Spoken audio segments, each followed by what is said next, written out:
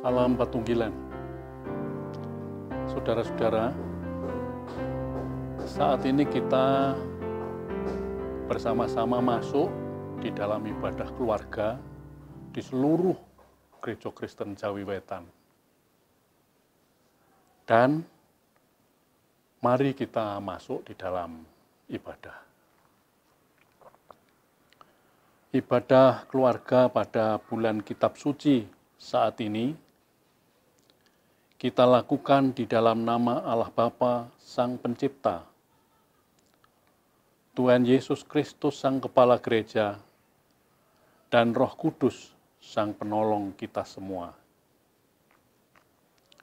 Anugerah dan damai sejahtera dari Tuhan Allah ada pada saudara sekalian. Amin. Kita puji nama Tuhan dengan pujian Kidung Jemaat 66.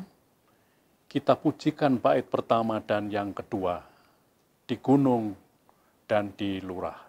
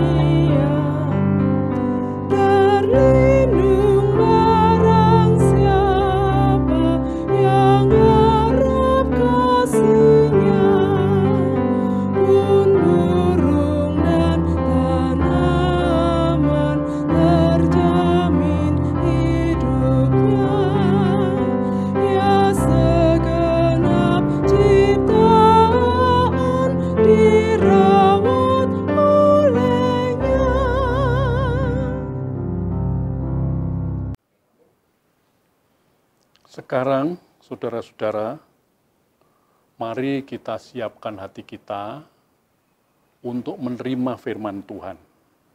Kita berdoa. Tuhan Yesus, dalam ibadah bulan Kitab Suci saat ini, kami ingin mendengar firman Tuhan. Bukalah hati dan pikiran kami, Tuhan, agar sabda Tuhan saat ini bisa kami pahami, sekaligus bisa jadi berkah dalam hidup kami. Mari Tuhan bersabdalah, sebab kami semua, anak-anak-Mu di seluruh Gereja Kristen Jawi Wetan, telah siap untuk mendengar sabda Tuhan. Pakailah hamba-Mu yang akan merenungkan firman Tuhan saat ini. Demi Tuhan Yesus. Amin. Adapun sabda Tuhan dalam bulan Kitab Suci saat ini telah diatur oleh Gereja Kristen Jawi Wetan. Bacaan hari ini adalah dari Kitab Mazmur 119, kita akan baca mulai ayat 97 sampai 104. Ya, saya yakin saudara-saudara juga sudah mempersiapkan Alkitab untuk dibaca bersama-sama. Saya akan membacakan firman Tuhan, Mazmur 119, mulai ayat 97. Betapa Kucintai Taurat-Mu. Aku merenungkannya sepanjang hari. Perintah-Mu membuat aku lebih bijaksana daripada musuh-musuhku. Sebab selama-lamanya itu ada padaku. Aku lebih berakal budi daripada semua pengajarku. Sebab peringatan-peringatanmu kurenungkan. Aku lebih mengerti daripada orang-orang tua, sebab aku memegang titah-titah-Mu. Terhadap segala jalan kejahatan, aku menahan kakiku, supaya aku berpegang pada firman-Mu. Aku tidak menyimpang dari hukum-hukum-Mu, sebab Engkaulah yang mengajar aku. Betapa manisnya janji-Mu itu bagi langit-langitku, lebih daripada madu bagi mulutku. Aku beroleh pengertian dari titah-titah-Mu. Itulah sebabnya aku benci segala jalan dusta. Sampai di sini sabda Tuhan yang akan kita renungkan bersama.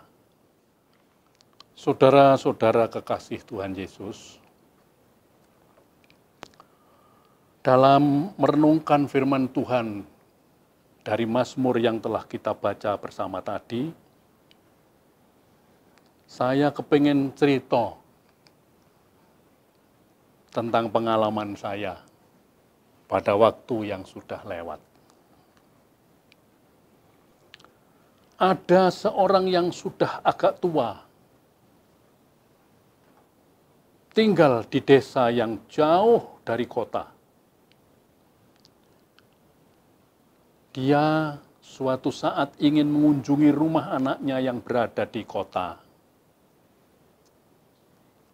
Sebenarnya dia sudah pernah berkunjung. Tetapi pada saat berkunjung waktu itu bersama dengan rombongan. Sehingga dia bersama istrinya tinggal masuk ke rumah anaknya. Yang dia ingat, rumah anaknya dekat perempatan jalan yang ada pohon beringinnya. Waktu itu pagi sekali dia berangkat naik sepeda motor.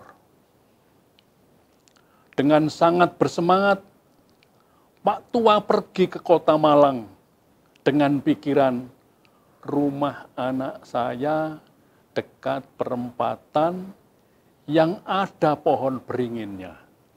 Itu saja yang diingat di dalam benak orang tua yang mengunjungi anaknya di Kota Malang itu.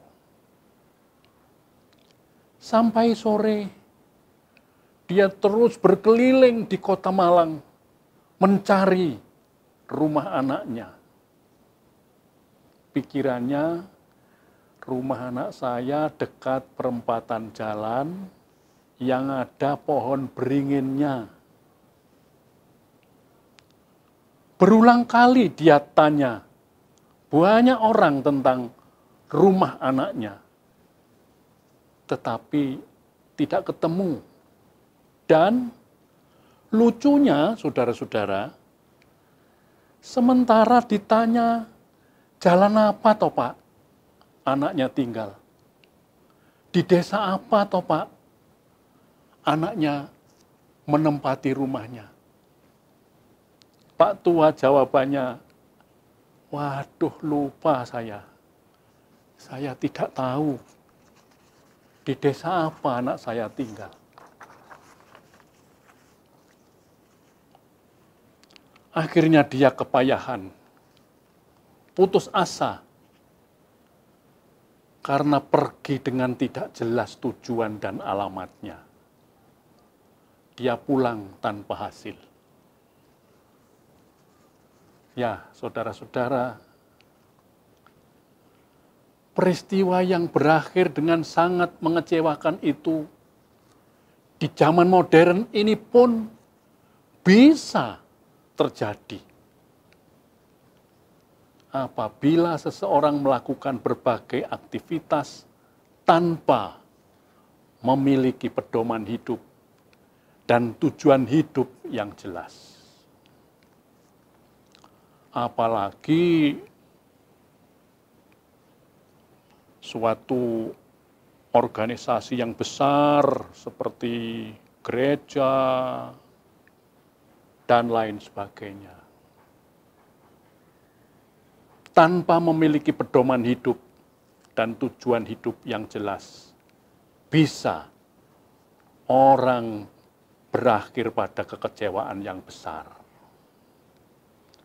Pedoman itu bagi sebuah organisasi besar bisa berupa tata pranata, anggaran dasar dan rumah tangga, atau pedoman hidup yang adalah kehidupan kita, Alkitab, yang bulan ini kita lakukan ibadah yang selalu berdasarkan pada firman Tuhan. Pedoman dan tujuan hidup merupakan dasar pikir yang membuat langkah hidup tidak mudah dipengaruhi dan terpengaruh oleh banyak hal. Seperti pernah diberitakan dalam surat kabar terkenal di negeri kita. Masyarakat geger sebab ada salah seorang pejabat yang sangat berpengaruh tertangkap karena sedang berhubungan mesra bersama seorang penyanyi terkenal dengan foto yang sangat jelas. Penyanyi tadi merasa sangat terpojok. Dan di dalam keterpojokannya, kemudian penyanyi tadi mengadakan klarifikasi, jumpa pers. Di hadapan para wartawan, ia mengutarakan ketertekanannya.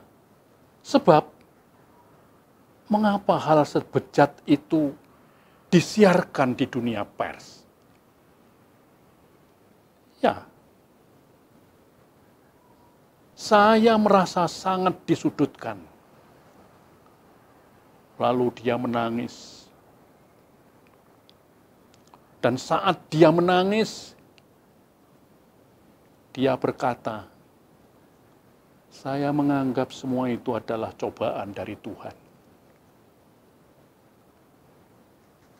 Saudara, banyak di antara kita yang begitu gampangnya menyalahkan Tuhan dengan mengatakan bahwa bencana kehidupan yang menghancurkan nama dan masa depan itu adalah cobaan dari Tuhan. Padahal ada ajaran Tuhan. Saya ingat di dalam Yakobus 1 ayat 13 dan 14. Tuhan tidak pernah mencobai siapapun. Tuhan tidak pernah mencobai siapapun. Seseorang dicobai oleh keinginannya sendiri. Keinginan itulah yang menjerat dan menyeret serta memikatnya seperti peristiwa yang terungkap di atas tadi. Begitu orang sudah ingin, apa saja segala cara bisa dilakukan Dan lucunya bisa dihalalkan itu. Seperti peristiwa dalam kitab Kejadian 3 ayat 1 sampai 7. Kejatuhan manusia ke dalam dosa. Hawa dan Adam. Pernah terlintas dalam pikiran bahwa proses tragedi kejatuhan manusia ke dalam dosa ini sangat-sangat menyedihkan. Dan mengapa sangat menyedihkan? Karena sejarah proses penjadian manusia kelihatan masih dalam awal kehidupan. Dan justru proses sejarah kejadian manusia pada awal tadi, keluarga Adam sudah kelihatan kurang solid. Hawa sudah mulai main nalar yang tidak nalar.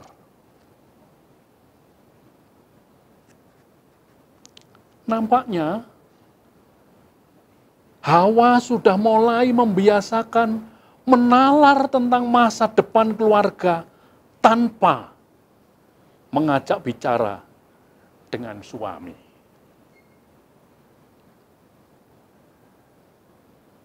Dia bergumul tentang keselamatan hidup keluarga dengan kekuatan Hawa sendiri.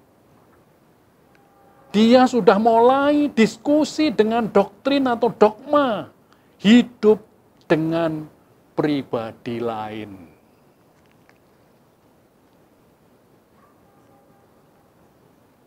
Saudara, Hawa paham bahwa dogma si iblis itu tidak benar.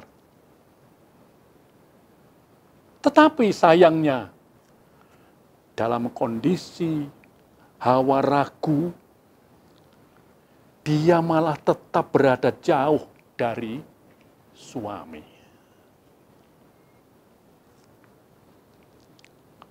Hawa tahu yang memberi peraturan hidup adalah Tuhan Allah. Tetapi sayangnya dia malah pilih bujukan person lain daripada pilih tetap dalam perintah Tuhan.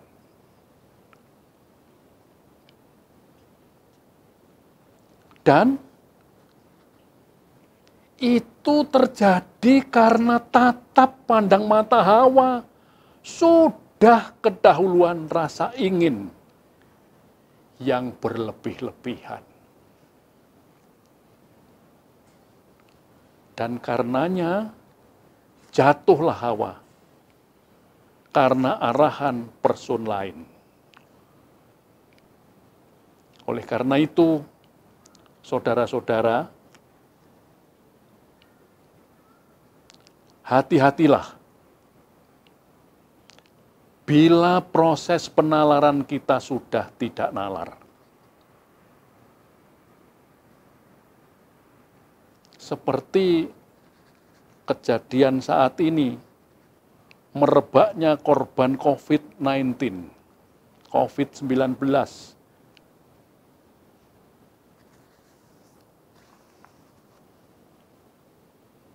Ya, korban makin bertambah.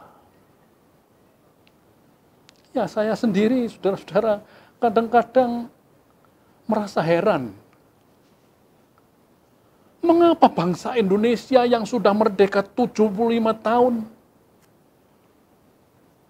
berkait dengan makin maraknya korban COVID-19 tentang pelaksanaan disiplin protokol kesehatan, jaga jarak, cuci tangan dengan pakai sabun, pakai masker.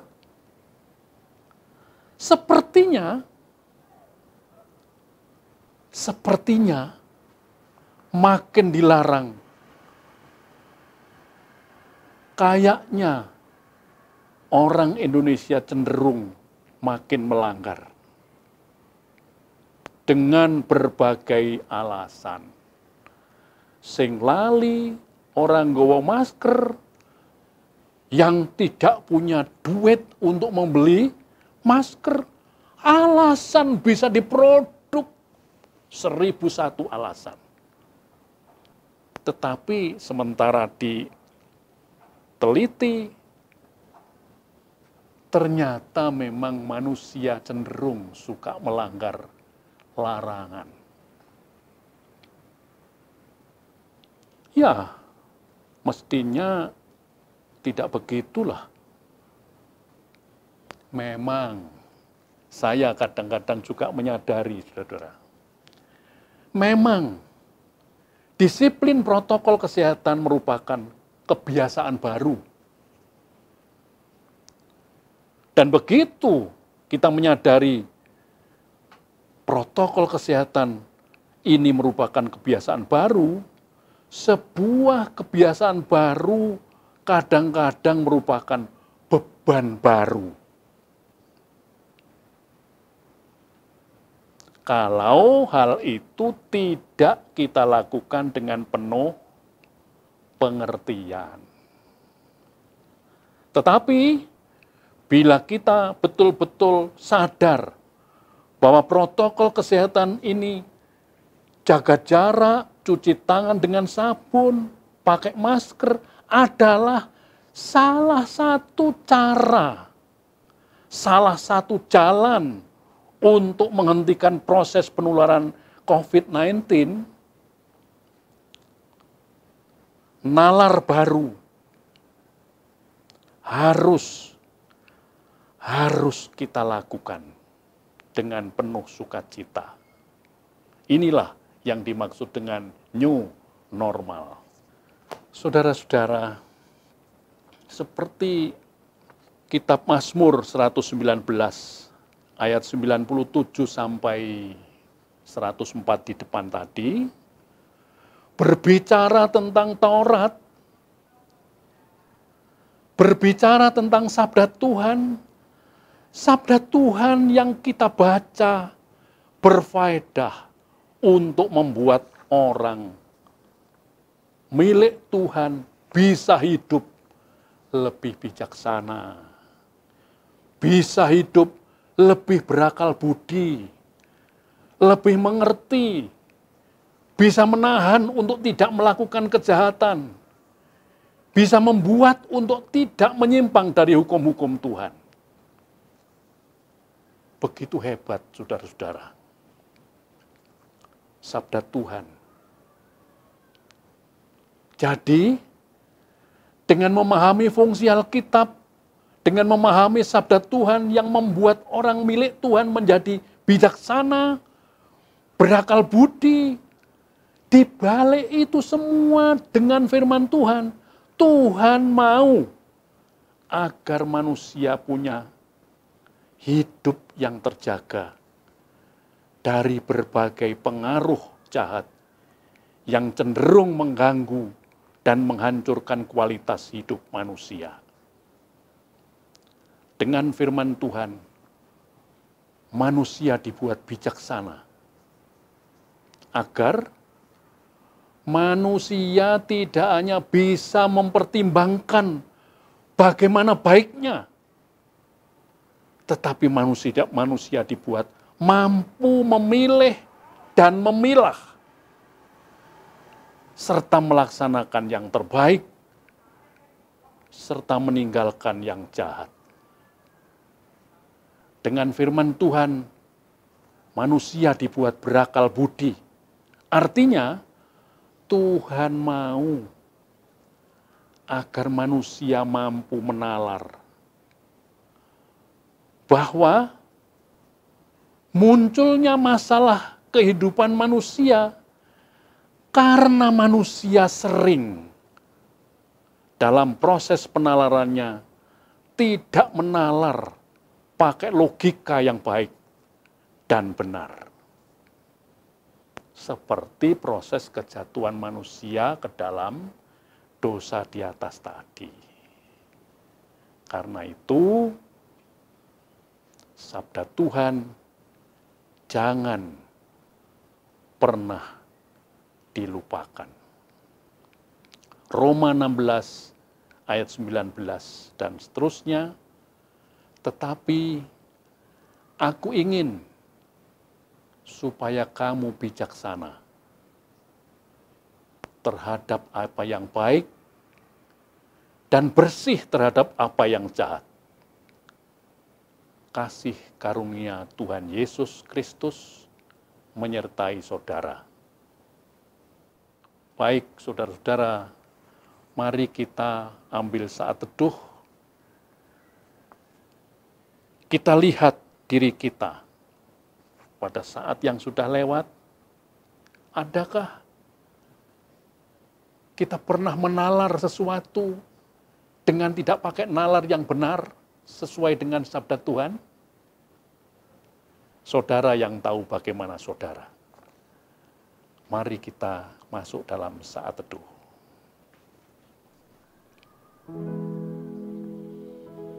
Tuhan Yesus, Engkau tahu bagaimana kami, baik dalam rumah tangga kami, baik dalam tempat tugas kami, baik di dalam masyarakat. Engkau yang tahu semuanya. Ampuni apabila terdapat kesalahan. Basuhlah kami dengan sabdamu yang kudus, sehingga sabdamu hari ini boleh membimbing hidup kami makin berfaedah bagi keluarga kami, terlebih bagi kemuliaan nama Tuhan Yesus. Amin. Baik, saudara-saudara,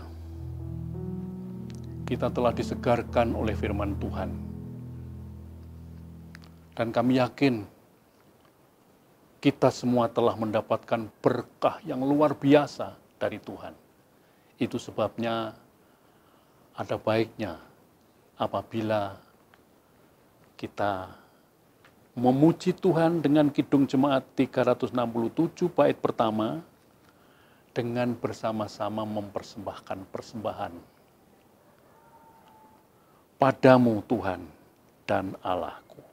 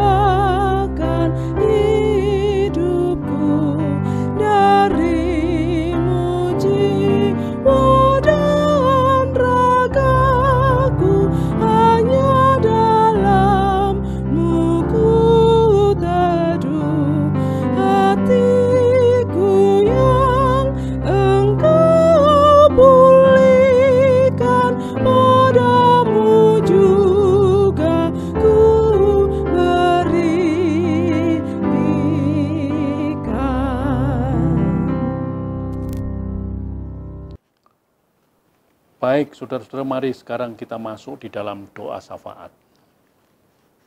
Terima kasih Tuhan Yesus atas sabda Tuhan yang telah kami renungkan bersama saat ini. Kami mohon Tuhan Roh Kudus berkenan menguatkan, memasukkan sabdamu di dalam kehidupan kami. Sehingga hidup kami selanjutnya akan terus dibimbing oleh sabda Tuhan. Sehingga kami boleh jadi berkah bagi siapapun.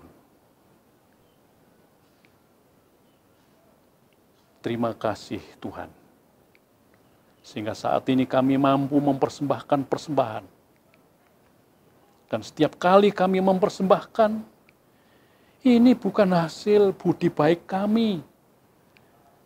Tapi persembahan ini kami persembahkan karena Tuhan telah lebih dahulu memberi kepada kami, mencukupkan berbagai macam keperluan kami. Terima kasih Tuhan Yesus.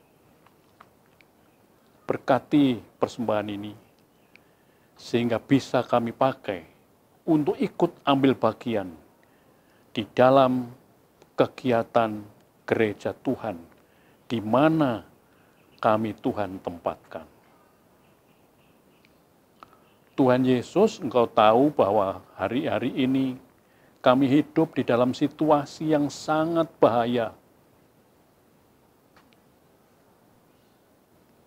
di mana negeri kami, bahkan dunia kami, sekarang ini sedang dikeroyok oleh penyakit corona, COVID-19.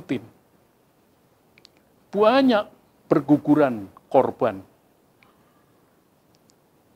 di mana-mana itu. Itu sebabnya kami yakin apabila Tuhan berkenan, kami hidup, memperkenankan kami hidup di lingkungan dan situasi yang sangat bahaya ini, Tuhan pasti akan membersamai kami terus, menuntun kami terus, menjaga kami terus sehingga kami terbebas dari bencana COVID-19. Kami masih perlu berdoa untuk saudara-saudara kami yang sekarang terpapar penyakit yang membahayakan ini. Mereka banyak yang mencari pengobatan di rumah sakit. Tuhan berkati mereka. Berkati para petugas rumah sakit yang mengurus, mengatur, memperlancar berbagai macam pengobatan. Berkati apa yang dikerjakan, sehingga semuanya boleh menjadi berkah bagi saudara-saudara pasien dan sembuh karena berkat Tuhan. Itu sebabnya kami juga berdoa untuk bangsa dan negara kami.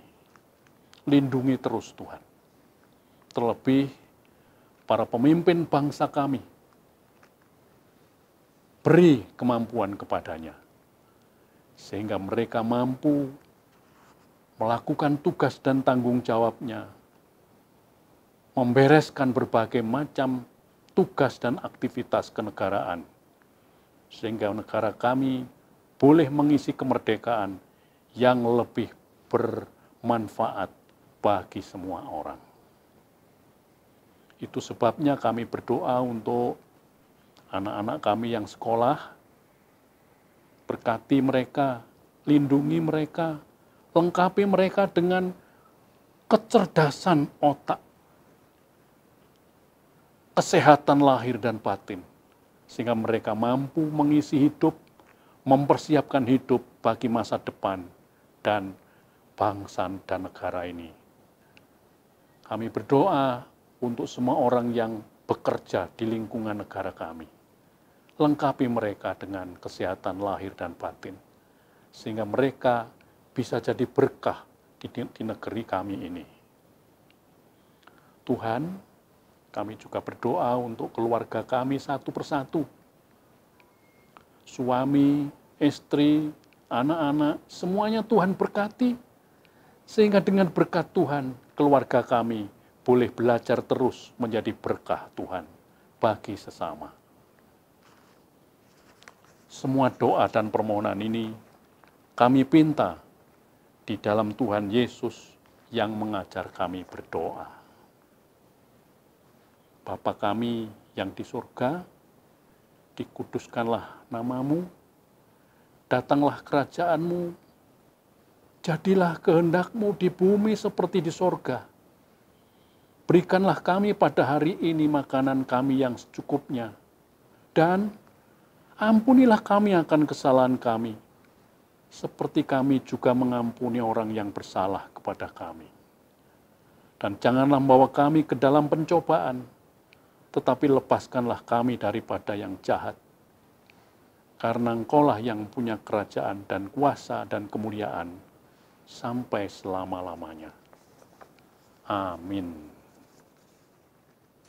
Kita akhiri ibadah ini dengan pujian Kidung Jemaat 402, baitnya yang pertama. Ku perlukan juru selamat.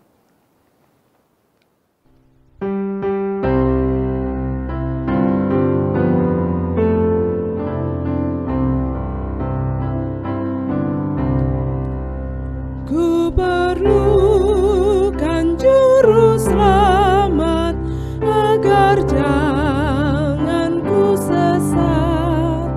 Selalu harus ku rasakan bahwa Tuhanku dekat, maka jiwaku tenang, takkan takut dan enggan bila Tuhanku membimbing ku di malam pun tentram.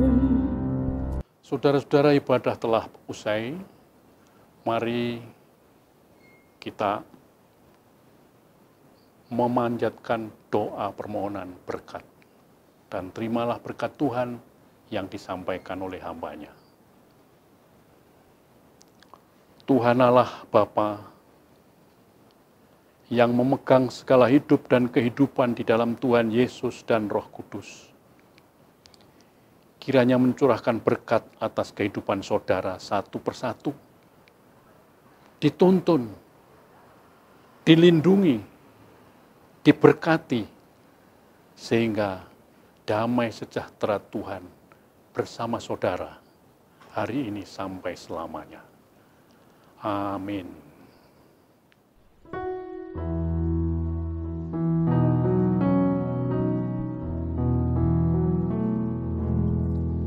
Bapa